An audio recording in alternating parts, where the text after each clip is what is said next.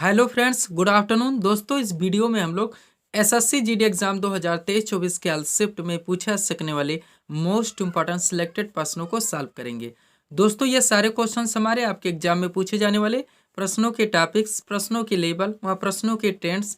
इसके अलावा दोस्तों, एसएससी के द्वारा कंडक्ट करवाए गए विभिन्न प्रीवियस ईयर एग्जाम्स के प्रश्नों को पूरी तरह से एनालाइज करके बनाया गया एक मोस्ट इंपॉर्टेंट वीडियो है। तो दोस्तों, आप लोग इन्हें कॉन्सेंट्रेट होकर सॉल्व करें। क्वेश्चंस कम सॉल्व होने पर पुनः प्रश्नों का रिवीजन करें ताकि एसएससी जीडी एग्जाम 2023-24 में आप लोग अच्छे से अच्छा स्कोर कर सकें। तो चलिए दोस्तों, ज़्यादा समय न लेते हुए हम लोग इन सभी मोस्ट इंपॉर्टेंट प्रश्नों को सॉल्व करना शुरू करते हैं। दोस्तों, क्वेश्चन नंबर 1 है हमारा, भारतीय संविधान में मूल अधिकारों का वर्णन संविधान के किस अनुच्छेद में है। मोस्ट इंपॉर्टेंट क्वेश्चन है दोस्तों, बिल्कुल आपके ट्रेंड में रहेगा। आपके ट्रेंड के वो सारे टॉपिक्स जहां से आपके अधिकांश शिफ्ट में क्वेश्चंस ज़्यादा से ज़्यादा देखने को मिलेंगे, उन सभी में दोस्तों शामिल हैं। महत्वपूर्ण ऑर्गेनाइजेशन से क्वेश्चन हो गए, आपका संघ राज क्षेत्र हो गया, नागरिकता हो गया, मूल अधिकार हो गया, मौलिक कर्तव्य हो गए, राज्य के नीति निर्देशक सिद्धांत हो गए, महाधिवक्ता एवं महान्यायवादी हो गया, राज्य के लोक नियंत्रक एवं महालेखा परीक्षक हो गए, 42वां संविधान संशोधन, 44वां संविधान संशोधन, 73वां संविधान संशोधन, 86वां संविधान संशोधन। महत्वपूर्ण दिवस से क्वेश्चन हो गए, शास्त्रीय नृत्य एवं लोक नृत्य हो गया, प्रमुख मेले उत्सव एवं त्योहार हो गए, आपके खेल जगत से क्वेश्चन हो गया, पंचवर्षीय योजना हो गया, जनगणना 2011 हो गया, करंट अफेयर से जुड़े मॉडरेट लेवल के क्वेश्चन हो गए, जैन धर्म एवं बौद्ध धर्म हो गया, महत्वपूर्ण समाज सुधारक हो गए। ये दोस्तों आपके ट्रेंड में रहेंगे सारे टॉपिक्स, और आपके हर शिफ्ट में ज़्यादा से ज़्यादा क्वेश्चंस यहीं से देखने को मिलेंगे। तो इन सब से दोस्तों जितने भी एक्स्ट्रा फैक्ट में क्वेश्चंस बनते हैं पूरी तरह से कवर करने का प्रयास करें। क्वेश्चन है हमारा, भारतीय संविधान में मूल अधिकारों का वर्णन संविधान के किस अनुच्छेद में है। करेक्ट आंसर होगा अनुच्छेद 12 से लेकर अनुच्छेद 35 तक। अब चलेंगे दोस्तों मूल अधिकार, जो आपका मोस्ट इंपॉर्टेंट टॉपिक रहेगा। जितने मोस्ट इंपॉर्टेंट क्वेश्चंस बनते हैं एक साथ हम लोग कवर करते हैं, ध्यान दीजिएगा आप लोग। भारतीय संविधान में मूल अधिकारों का वर्णन संविधान के अनुच्छेद 12 से 35 तक है, जो कि संविधान का भाग 3 है। ध्यान देंगे हर फैक्ट पे, सारे फैक्ट जहां से क्वेश्चन एसएससी में बनते हैं पूरी तरह से शामिल कर लिया गया दोस्तों। और वो क्वेश्चंस जो कि आपके लिए बिल्कुल भी इंपॉर्टेंट नहीं, क्वेश्चंस नहीं पूछे जा सकते, उनको नहीं शामिल किया गया है। क्योंकि हम जानते हैं ना हम सब कुछ पढ़ सकते हैं, ना सब कुछ याद रख सकते हैं, और ना सब कुछ याद रखकर एग्जाम हॉल में जा सकते हैं और वहाँ परफॉर्मेंस कर सकते हैं। इसलिए दोस्तों वो सारे जो आपके ट्रेंड में रहेंगे क्वेश्चंस, उनको पूरी तरह से कवर करने का प्रयास करें, और जो आपके लिए आवश्यक नहीं है उनको पढ़ना बिल्कुल भी दोस्तों जरूरी नहीं है, सब कुछ नहीं पढ़ना है। अगला फैक्ट हमारा, प्रारंभ में मूल अधिकारों की संख्या 7 थी, लेकिन 44वें संविधान संशोधन 1978 के द्वारा संपत्ति के अधिकार को मूल अधिकार से हटाकर एक विधिक अधिकार यानी कि एक कानूनी अधिकार बना दिया गया और अनुच्छेद 300 का में जोड़ दिया गया। यह भी क्वेश्चन बार बार पूछा था कि वर्तमान में संपत्ति का अधिकार कैसा अधिकार है, तो एक विधिक अधिकार है, ये कानूनी अधिकार है, और अब इसे अनुच्छेद 300 का में जोड़ दिया गया है। तब से यानी कि वर्तमान में टोटल मूल अधिकारों की संख्या 6 है। अब लास्ट देखिएगा दोस्तों, जो कि नोट लिखा हुआ है, भारतीय संविधान में मूल अधिकारों का वर्णन यूएसए के संविधान से लिया गया। सारे फैक्ट जो आप लोगों के लिए मोस्ट इंपॉर्टेंट है सब ले आए हैं एक साथ। अब 6 मूल अधिकारों के बारे में डीपली थोड़ा सा चर्चा करते हैं दोस्तों।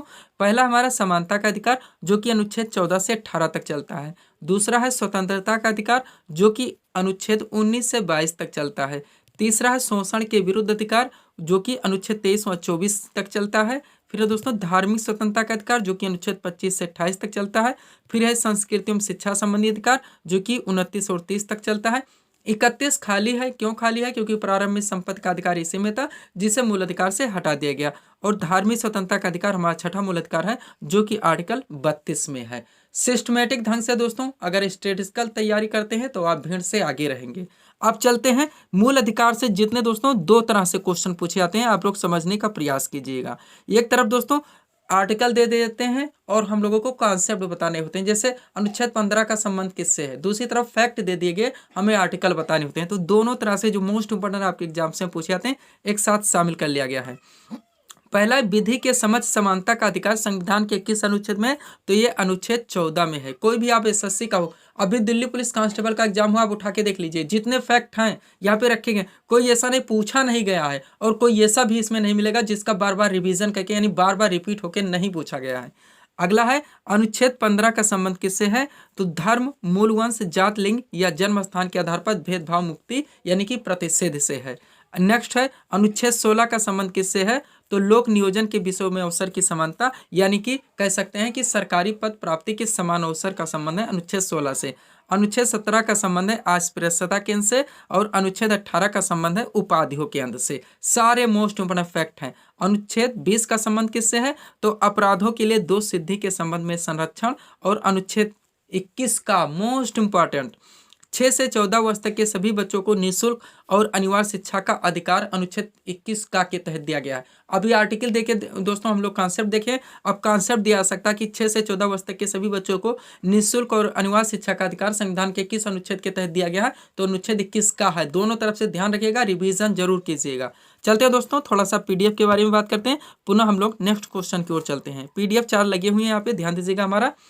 सबसे पहले एसएससी जीडी लगा है दोस्तों 2023-24, जिसका हम लोग यहाँ पे स्टडी कर रहे हैं। इसमें जो आपका पाठ्यक्रम रखा गया है जीके जीएस, जिसमें आपका जनरल साइंस भी शामिल है, करंट अफेयर्स, इनके पूरे पाठ्यक्रम को दोस्तों टोटल 25 पीडीएफ के जरिए कंप्लीट करवाया जा रहा है। अगर आप कंप्यूटर है, अच्छी प्रिपरेशन चाहते हैं तो व्हाट्सएप नंबर आपके सामने, आप लोग मैसेज कर जुड़ सकते हैं। दूसरा पीडीएफ रखा गया दोस्तों बिहार एसएससी 10+2 2023, इनका जो पूरा पाठ्यक्रम है सामान्य ज्ञान, सामान्य विज्ञान, उसके बाद करंट अफेयर्स, इनके भी पूरे पाठ्यक्रम को टोटल 25 पीडीएफ के जरिए कंप्लीट करवाया जा रहा है। अगर आप दोस्तों चाहते हैं, इच्छुक हैं, तो व्हाट्सएप नंबर पर मैसेज करके पीडीएफ ले सकते हैं।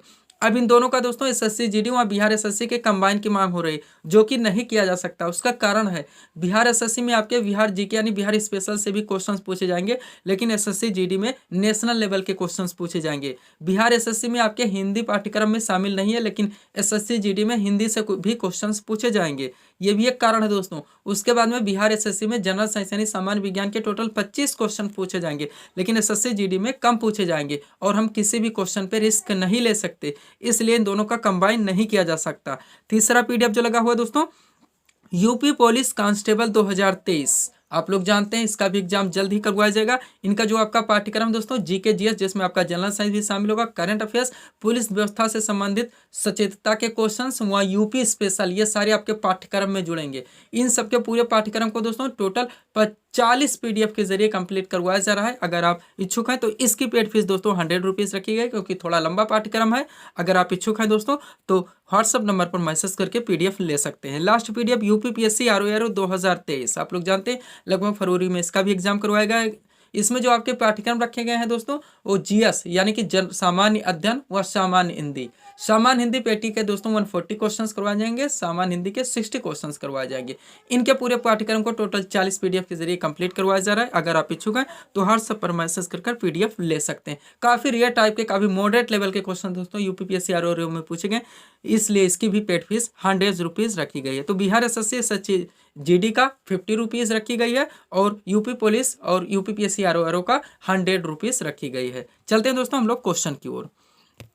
अगला क्वेश्चन है दोस्तों हमारा जनगणना से। आप लोग जानते हैं मोस्ट इंपोर्टेंट टॉपिक्स रहेगा, आपके हर शिफ्ट में यहाँ से क्वेश्चन देखने को मिलेंगे। मोस्ट इंपोर्टेंट डाटा के साथ कलेक्ट कर लिए हैं। ये स्टैटिस्टिकल तैयारी दोस्तों जो कि सिस्टमेटिक ढंग से चलती है, और हम लोग कंफ्यूज नहीं होते हैं। कोई भी चैप्टर जो हमारा टॉपिक है ट्रेंड में है, उनको एक क्वेश्चन को उठाएं और उनके जितने भी एक्स्ट्रा फैक्ट हैं एक साथ क्लियर कर लें। क्वेश्चन हमारा क्या है, 2011 की जनगणना का आदर्श वाक्य क्या है, ये क्वेश्चन रखा गया है। करेक्ट आंसर होगा हमारी जनगणना हमारा भविष्य। अब चलिए जितने फैक्ट बनते हैं 2011 की जनगणना के अनुसार हम लोग एक साथ कलेक्ट करते हैं। ध्यान दीजिएगा आप लोग दोस्तों, सारे फैक्ट मोस्ट इंपॉर्टेंट हैं। पहला है भारत की जनगणना की शुरुआत 1872 में लॉर्ड मेयो के कार्यकाल में हुई थी। ये एक फैक्ट पे ध्यान दीजिए। या तो आप पीडीएफ लीजिए, अंडरलाइन लगा के एक अच्छी प्रिपरेशन कीजिए, या फिर जो आपके मोस्ट इंपॉर्टेंट टॉपिक्स हैं सारे टॉपिक्स को नोट डाउन कर लीजिए। ऐसा नहीं कि 2 क्वेश्चन थोड़ी देर इस वीडियो देखते हैं, थोड़ा देर उस वीडियो को देखते हैं, फिर स्किप कर देते हैं। ऐसा करने से कुछ होने वाला नहीं है। जब तक आप दोस्तों सारे टॉपिक्स पर फोकस नहीं करेंगे, उनके एक्स्ट्रा फैक्ट को क्लियर नहीं करेंगे, आप भी उसी भीड़ में शामिल रहेंगे जिसमें अधिकांश लोग रहते हैं। अगला फैक्ट है हमारा, भारत में नियमित जनगणना की शुरुआत 1881 में लॉर्ड रिपन के कार्यकाल में की गई थी। मोस्ट इंपॉर्टेंट सारे रखे गए हैं, सब कुछ आपका इसमें जोड़ दिया गया है एक साथ। नेक्स्ट, जनगणना संघ सूची का विषय भी ध्यान रखिएगा। भारतीय संविधान के अनुसूची 7 में संघ सूची, राज्य सूची और समवर्ती सूचियों का वर्णन है। संघ सूची के विषयों पर कानून बनाने का अधिकार भारतीय संसद को है। राज्य सूची के विषयों पर कानून बनाने का अधिकार राज्य विधानमंडल को है। समवर्ती सूची के विषयों पर कानून बनाने का अधिकार भारतीय संसद व राज्य विधानमंडल दोनों को है, लेकिन अगर किसी भी विषय पर दोनों के मध्य विवाद उत्पन्न होता है तो भारतीय संसद के द्वारा बनाया गया कानून मान्य होगा। तो यहाँ पे शब्द क्या रखा गया, जनगणना। ये किस सूची का विषय है, तो ये संघ सूची का विषय, यानी कि इस पर भारतीय संसद के द्वारा कानून बनाया जाता है। अब आगे देखिएगा आर्टिकल जिसका वर्णन संविधान के अनुच्छेद 246 में वर्णित है। आगे देखिएगा 2011 की जनगणना भारत की 15वीं व स्वतंत्र भारत की 7वीं जनगणना थी। 2011 की जनगणना के समय जनगणना आयुक्त कौन थे? तो डॉक्टर सी चंद्रमौली थे। जनगणना 2011 के अनुसार भारत में कुल कितने जिले हैं? तो 640 जिले हैं। ध्यान देंगे आप लोग। आगे चलेंगे। 2011 की जनगणना के अनुसार भारत का सर्वाधिक जनसंख्या वाला जिला कौन सा? तो थाने है, जो कि महाराष्ट्र राज्य में पड़ता है। नेक्स्ट फैक्ट है हमारा 2011 की जनगणना के अनुसार भारत का न्यूनतम जनसंख्या वाला जिला तो दोस्तों वो दिबांग वैली है, जो कि अरुणाचल प्रदेश में पड़ता है। किस प्रदेश में? अरुणाचल प्रदेश में। आगे चलेंगे हम लोग नेक्स्ट फैक्ट के लिए।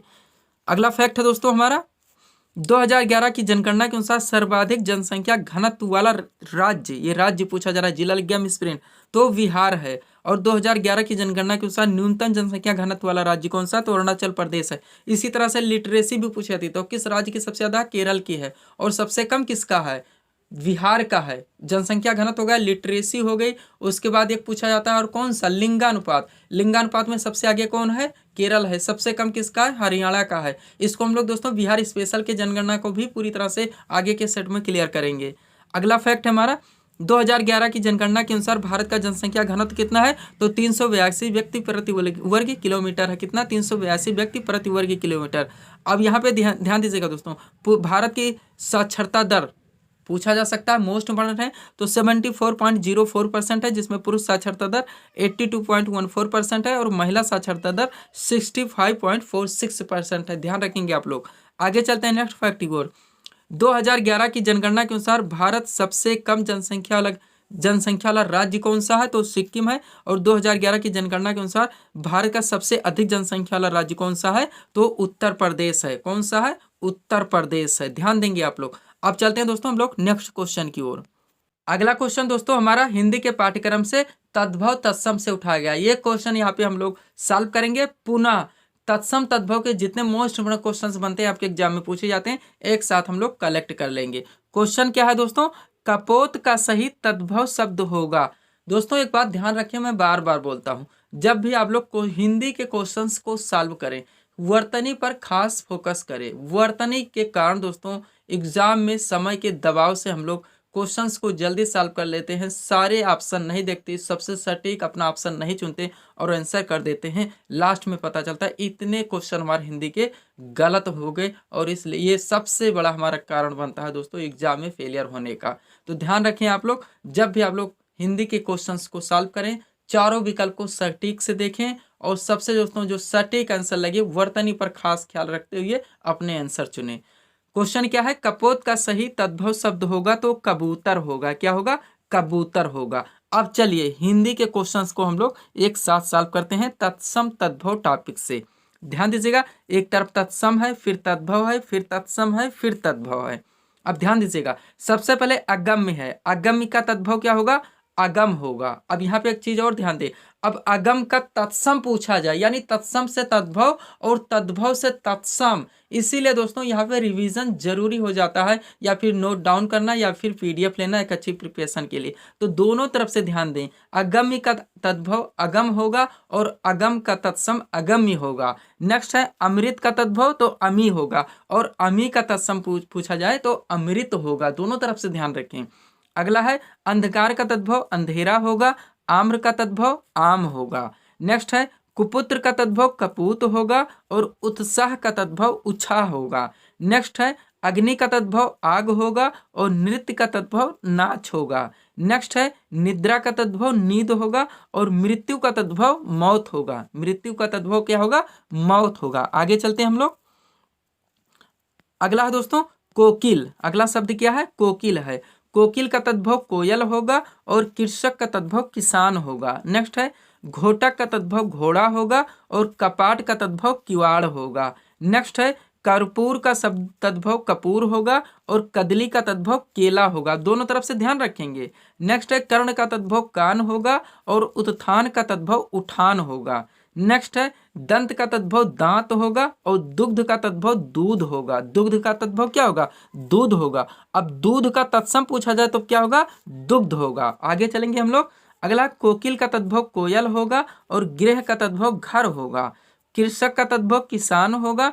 ताम्र का तद्भव तांबा होगा, रात्रि का तद्भव रात होगा और मस्तक का तद्भव माथा होगा, भगिनी का तद्भव बहन होगा और अन्न का तद्भव अनाज होगा, दधि का तद्भव दही होगा और क्षेत्र का तद्भव खेत होगा। क्षेत्र का क्या होगा? खेत होगा। अब खेत का तत्सम पूछा जाए तो क्या होगा? क्षेत्र होगा।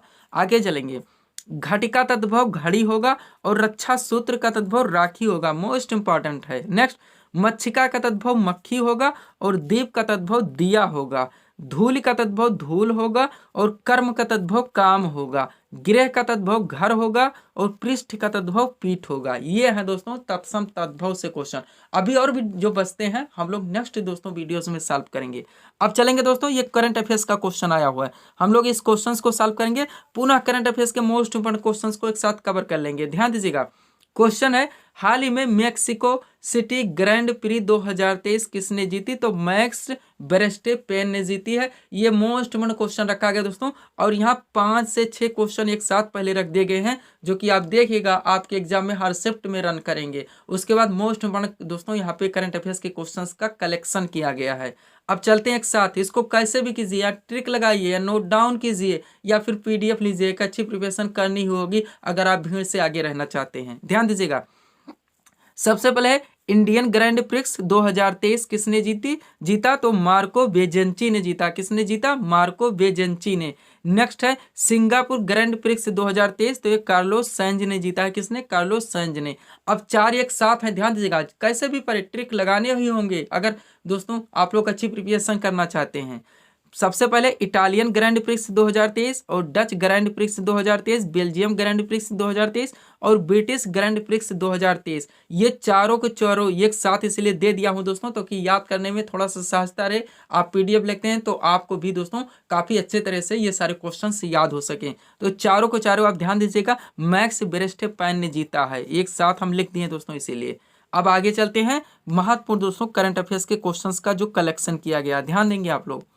सबसे पहले हाल ही में मिसेज यूनिवर्स इंडिया 2023 का ताज किसे पहनाया गया? तो माधुरी पटेल को पहनाया गया है। सारे क्वेश्चन आपके ट्रेंड में रहेंगे, आप एसएससी के प्रीवियस ईयर क्वेश्चंस को उठा के देख लीजिए। अगला है हाल ही में जारी वैश्विक शांति सूचकांक 2023 में भारत का क्या स्थान रहा?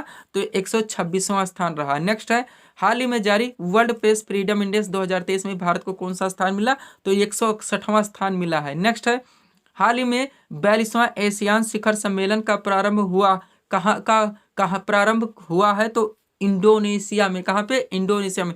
अब आसियान जो ASEAN लिखा हो दोस्तों, इसका आप लोग इसके फुल फॉर्म को आप लोग कमेंट करके बताएंगे, और कमेंट जरूर कीजिए दोस्तों। कारण है मोस्ट इंपोर्टेंट क्वेश्चंस पे कमेंट बोला आता है, और कमेंट करने के लिए आप करते हैं कि यहाँ सबसे पहले क्वेश्चंस को याद करते हैं, याद नहीं होता तो सर्च करते हैं, सर्च करने के बाद में कमेंट में डालते हैं, फिर कमेंट करते हैं। ऐसा करने से ऐसे क्वेश्चन से आप लोग ज़्यादा से ज़्यादा दिनों तक प्रिपेयर रहते हैं। इनको टालने का प्रयास नहीं कीजिए दोस्तों, आप जुड़ने का प्रयास कीजिए। ऐसा नहीं कहीं से 2 क्वेश्चन देख लिए, रेयर टाइप के क्वेश्चन कहीं से और देख लिए, थोड़ा सा बस उसी में हमारा कंप्लीट, कुछ भी नहीं होगा इस तरह से। अगला है हाल ही में अंतर्राष्ट्रीय बुकर पुरस्कार 2023 से किसे सम्मानित किया गया? तो जॉर्जी गोस्पोदिनो को किया गया है। नेक्स्ट, हाल ही में ब्रिक्स शिखर सम्मेलन 2023 का आयोजन कहाँ किया गया? दक्षिण अफ्रीका में किया गया। आप लोग सुने होंगे जोहान्सबर्ग दक्षिण अफ्रीका। हमारे देश के प्रधानमंत्री नरेंद्र मोदी जी वहीं पर थे जब चंद्रयान 3 लॉन्च हुआ था चंद्रमा के दक्षिण ध्रुव पर सफलतापूर्वक। ध्यान कीजिए, ऐसे याद रखेंगे तब आप लोगों की क्वेश्चंस कभी मिस नहीं हो सकते। अब यहीं पे दोनों क्वेश्चन एक साथ जोड़ दिया गया है, ब्रिक्स का भी और G20 का भी।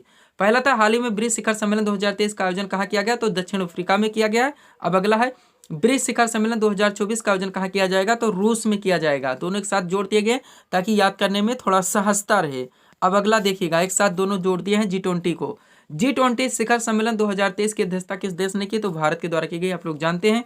और G20 शिखर सम्मेलन 2024 की अध्यक्षता कौन सा देश करेगा? तो ब्राजील के द्वारा किया जाएगा। दोनों के साथ रख दिए हैं। लास्ट क्वेश्चन है करंट से, 68वें फिल्म फेयर अवार्ड 2023 का सर्वश्रेष्ठ फिल्म का पुरस्कार किसे मिला? तो गंगूबाई काठियावाड़ी को मिला है। ये भी आप लोग ध्यान रखेंगे, किसे? गंगूबाई काठियावाड़ी को। अब चलते हैं दोस्तों, हिस्ट्री का क्वेश्चन आ गया है। ये हिस्ट्री के क्वेश्चंस को सॉल्व करेंगे। पुनः मोस्ट इंपोर्टेंट दोस्तों हिस्ट्री के क्वेश्चंस को जो ज्यादा से ज्यादा बार इजी टू मॉडरेट एक साथ कलेक्ट किया गया है, आपके एग्जाम में पूछे जाते हैं, लगभग हर वनडे एग्जाम्स में देखने को मिलते हैं, उनको एक साथ कलेक्ट कर लिया गया है। क्वेश्चन क्या है?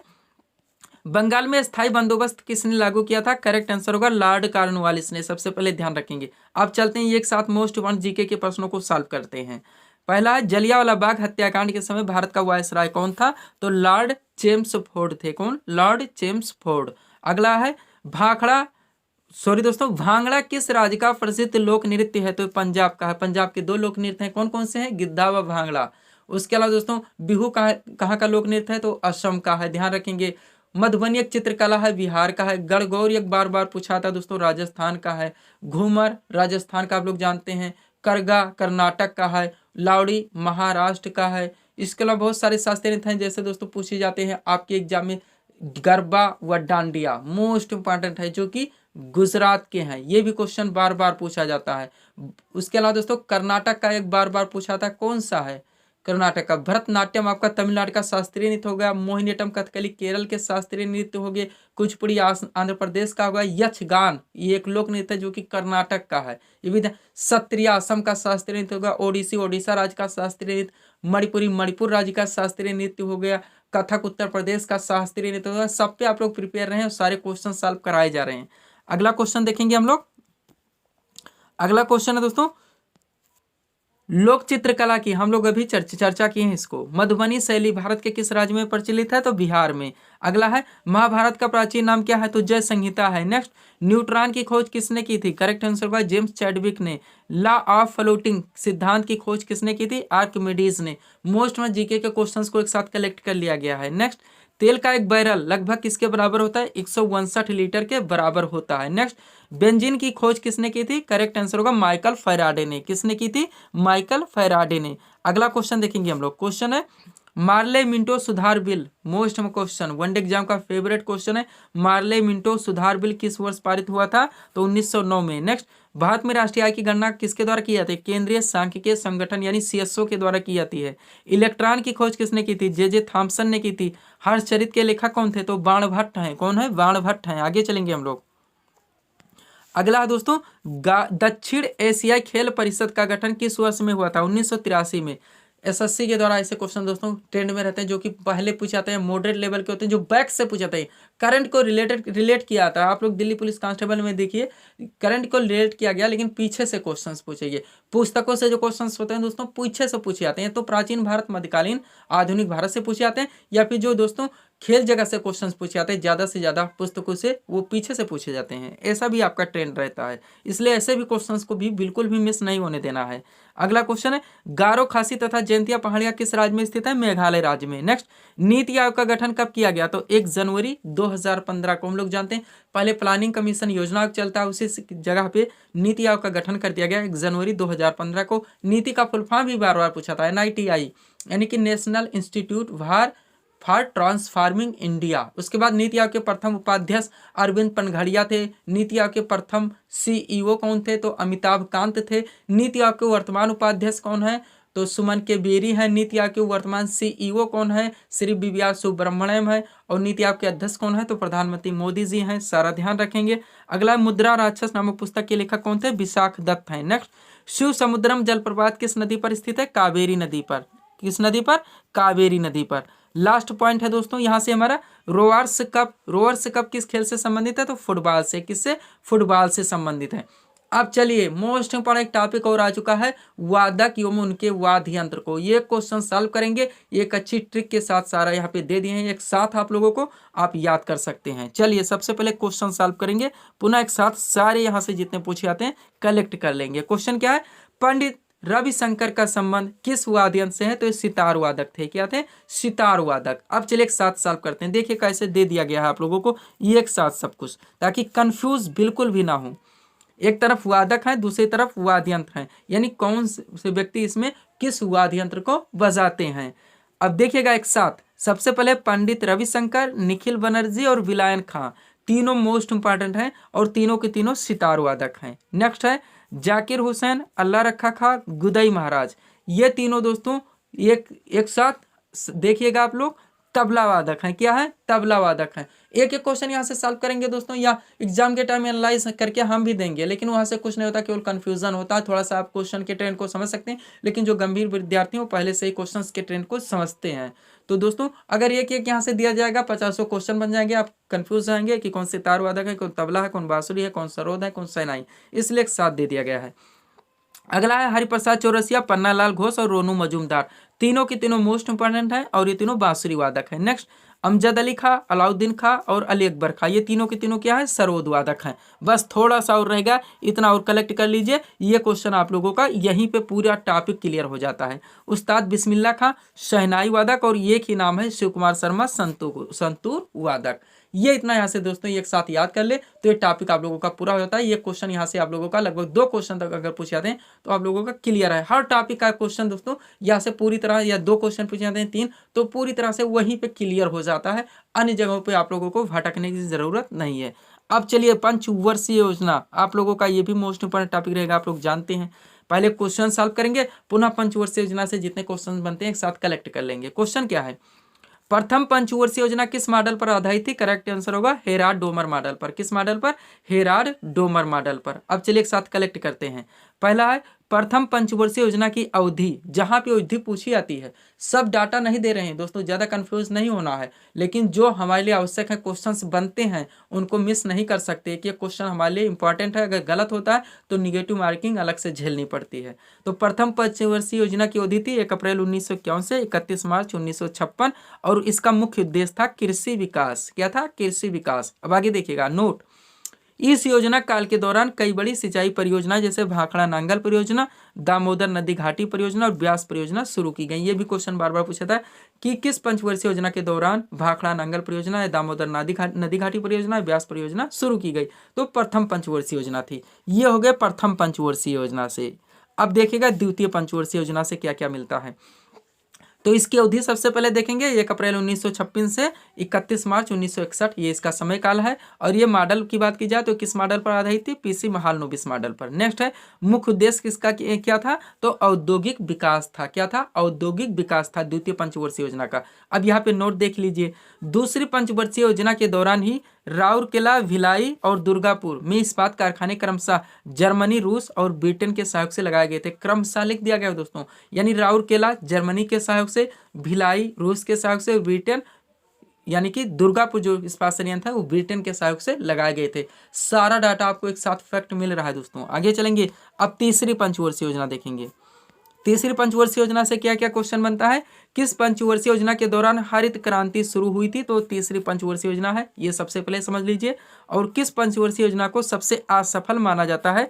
तो वो भी तीसरी पंचवर्षीय योजना ही है। अब आगे देखिएगा इसमें नोट, तीसरी पंचवर्षीय योजना की असफलता के मुख्य कारण जैसे भारत चीन युद्ध 1962, ये भी डायरेक्ट पूछ लिया आता है। भारत चीन युद्ध कब हुआ था? 1962 में। उसके बाद भारत पाक युद्ध 1965 तथा अभूतपूर्व सूखा 1966, ये कारण थे दोस्तों तीसरी पंचवर्षीय योजना के असफलता के कारण।